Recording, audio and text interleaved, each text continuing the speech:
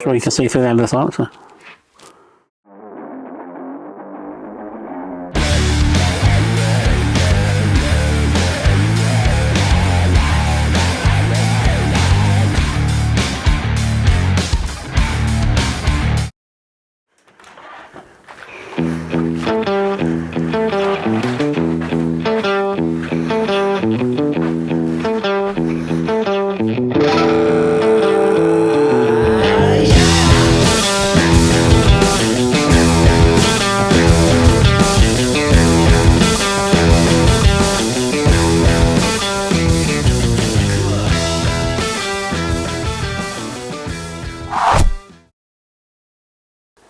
Oh yeah, Robert from DocWob.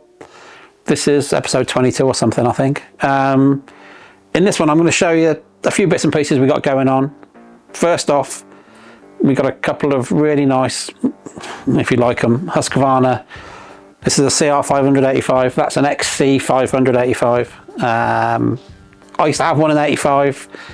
Actually, back in the day they were quite a good tool because everything else was a bit shit as well. So they were, you know, single shot, disc brake, water cooled, ticked all the boxes, more so than Suzuki or Yamaha or anybody else at the time. Really, it was as good as anything. I still think they look cool. I want one for my collection, so I bought this one 5 years ago, took it apart. Now we've got a bit of time on our hands, we can put it back together. The other one I bought as a donor. Turns out I don't need any of the parts because there's nothing wrong with this one. So now that's just having its arse wiped, as we say in the trade, and we'll get that one for sale. This one ain't for sale. So 85 Husky CR500, quite not ahead of its time, but was of the time. There was a proper thing. They're really not very easy to rebuild though. All the nuts and bolts are just stainless Allen keys, 13mm heads, 10mm heads, nylon lock nuts, all that shit. But I haven't got much of it in stock, so we have to buy it all in because most of the stuff we got is all Japanese or KTM fitment. Nothing of that fits this bike at all. So first things first, frame off to the welders. Swedish quality, no welding, no nothing, everything's mint, just powder coat thing, white, cheap. Commissioned a tank from X-Fun to be made. I think you can buy those now. We can definitely get you one if you want one. It seems to fit, seems to be okay, but I'm not going to powder coat it until the pipe comes from JSV because I'd hate for it to hit the pipe and me have to modify something after it's been powder coated. So that'll be the last thing to be done. Airbox, massive air filter to give you the airbox volume, which is really cool. Old school car, big round slide on it, nothing too fancy. But the bottom line is it's a single cylinder 500 two-stroke, no power valves, just ridiculously fast. Left-hand kickstart, which was never much fun to start, but they're just big, tall, numb thing. I'll never ride it. Heaven forbid I'll even start the thing up. But it looks cool, so it's going in my collection, just so I can remember my time on one of these.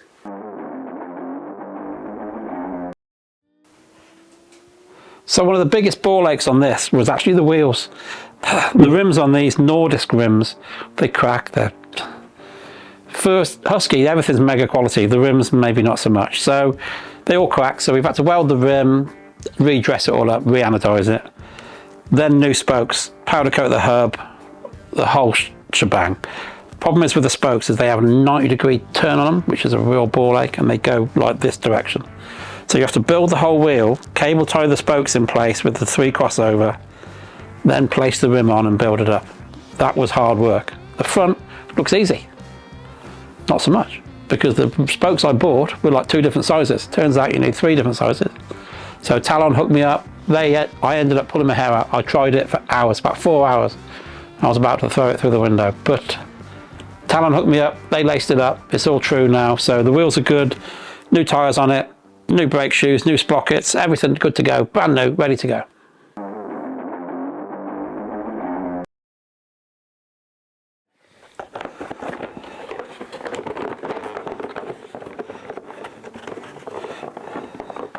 God, the noise they're going to make is unbelievable.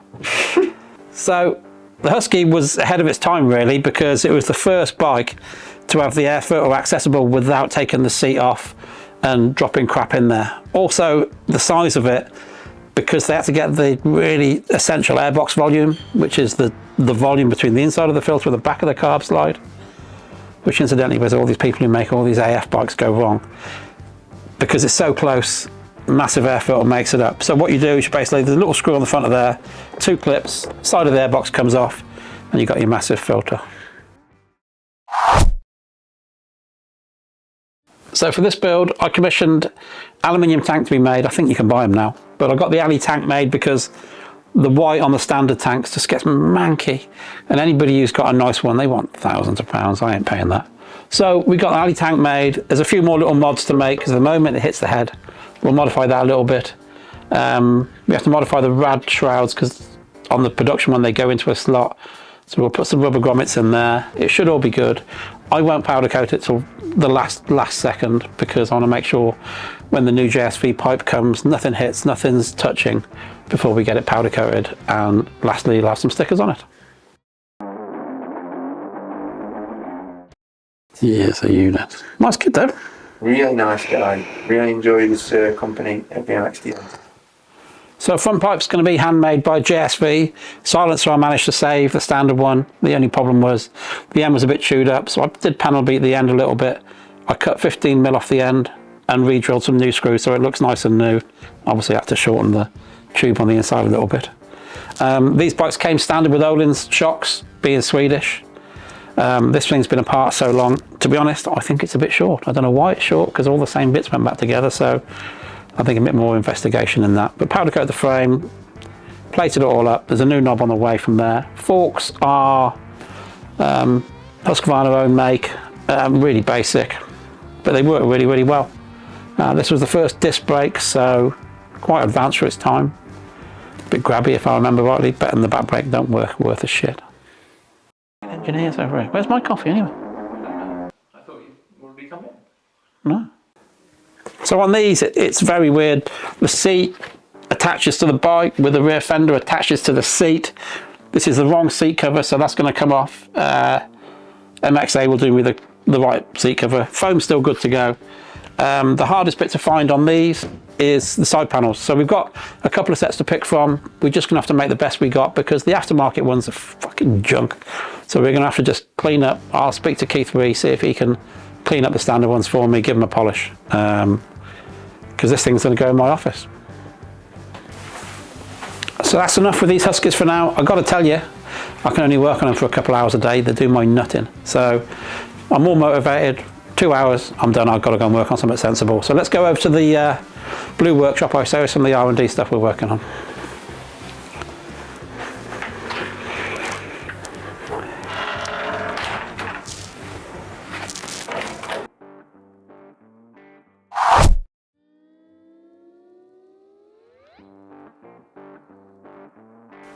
So just to give you a little insight, Yamaha had a bit of a switch up this year.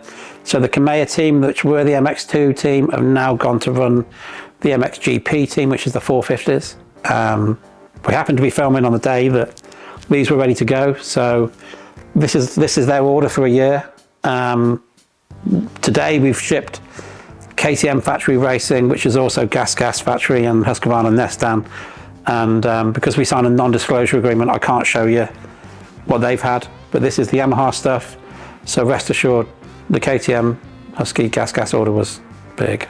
So keep an eye out for our guys. Luckily, you know, we won both world championships last year with Titanium, top 10 in MX2, top 10 in MX1 if you count the tools. We're pretty prolific at the Grand Prix scene. Most guys are using our stuff there now, so onwards and upwards.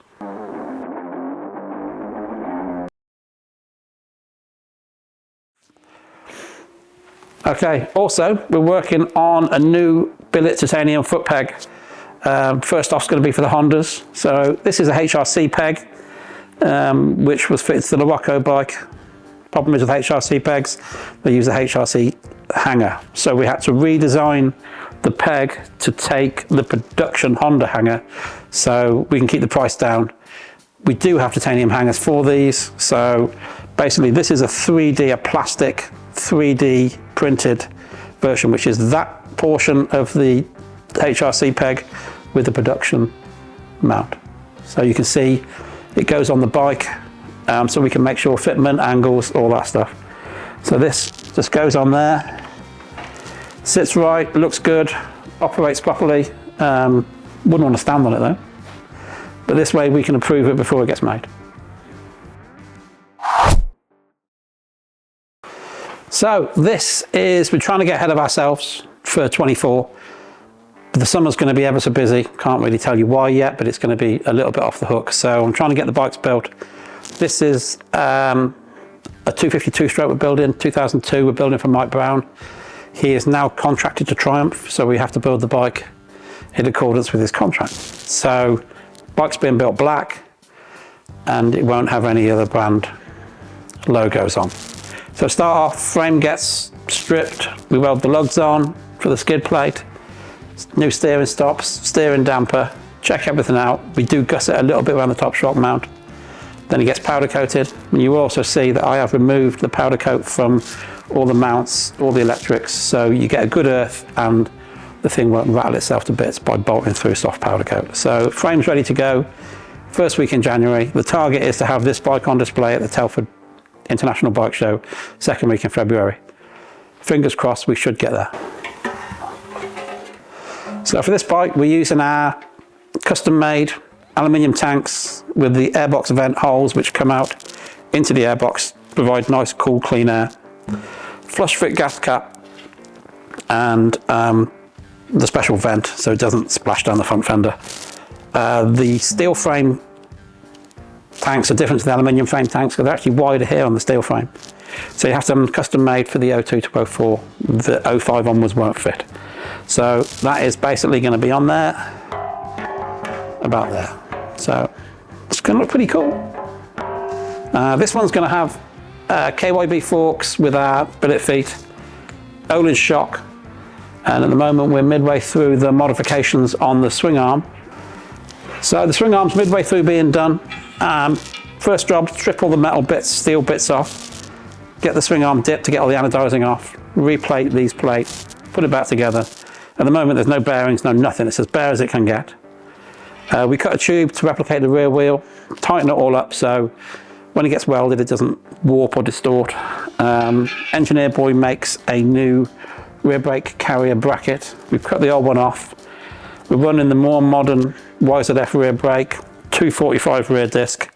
This will get welded in place with the wheel in its furthest forward position tacked and the wheel in the rearward position tacked, so we know we can go through the range of chain tension without it binding up.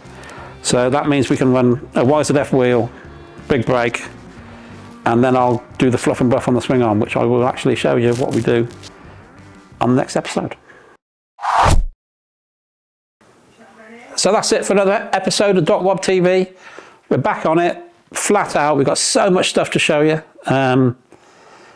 Any questions, shoot us a message, leave a comment, and we will get back to you. Anything you want to see, like and subscribe, that really does help. And